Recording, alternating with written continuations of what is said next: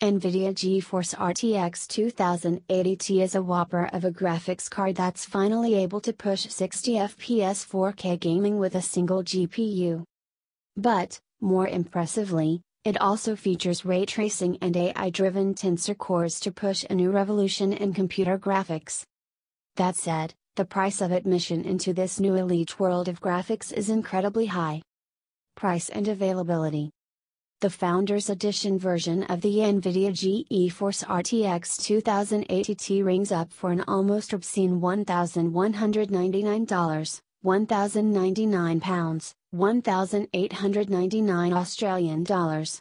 Although Nvidia has said you'll also be able to find this GPU at a starting price of $999 or £1,049, about $1,390. That's still significantly more expensive than the $699, £669, $1,129 price we're used to seeing on the Nvidia GTX 1080 Ti.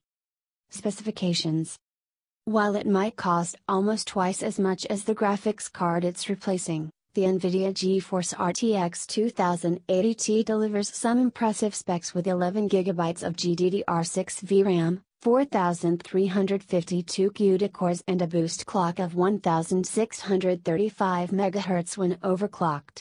Comparatively, the Nvidia GeForce GTX 1080 Ti sports 11GB of last-generation GDDR5X VRAM, 3584 CUDA cores and a 1582 MHz maximum frequency. This GPU also features two additional types of cores its predecessor never had in the form of RT and tensor cores. The RT cores power ray tracing and, though Nvidia has yet to reveal how many of these RT cores are actually in the RTX 2080 Ti, they will supposedly allow this graphics card to render much more complex lighting scenarios and natural shadows than the 1080 Ti ever could. Meanwhile, tensor cores bring artificial intelligence to consumer graphics cards. Nvidia demoed how the neural network inside the RTX 2080 Ti can automatically colorize images and add detail to create super resolution images. You'll also find a surprising number of new ports on this new GPU. For starters, the high bandwidth connector Nvidia has used for years for multi-card setups has been replaced by NVLink, which promises 50 times the transfer bandwidth of previous technologies.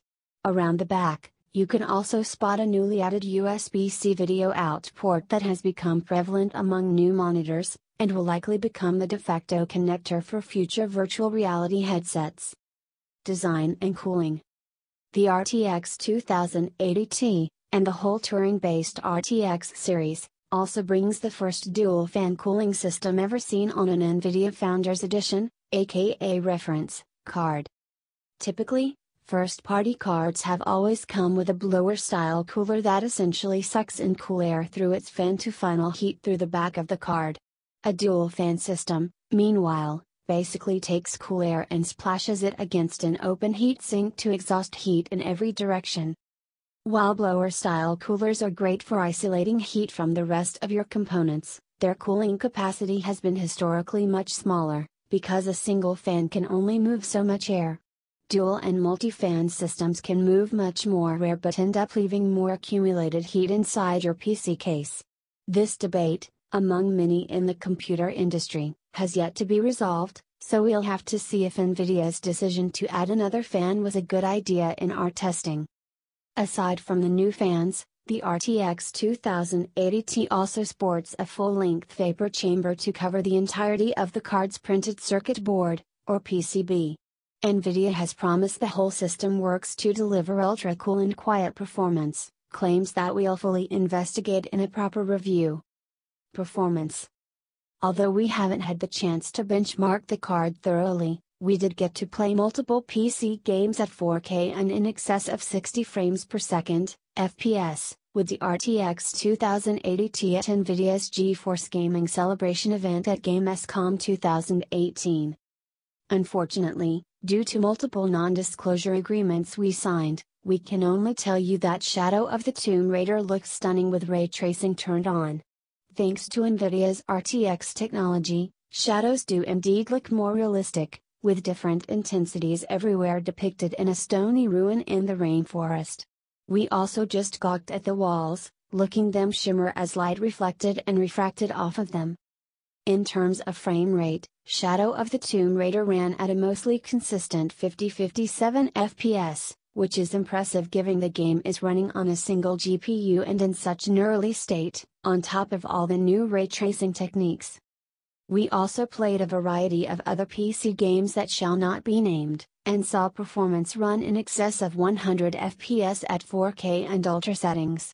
Unfortunately, we also don't know how much power these GPUs had to draw to reach this level of performance. We'll also note that the gaming PCs at Nvidia's event were ranged in the worst way possible, with almost all the machines exhausting heat directly toward the next one behind it.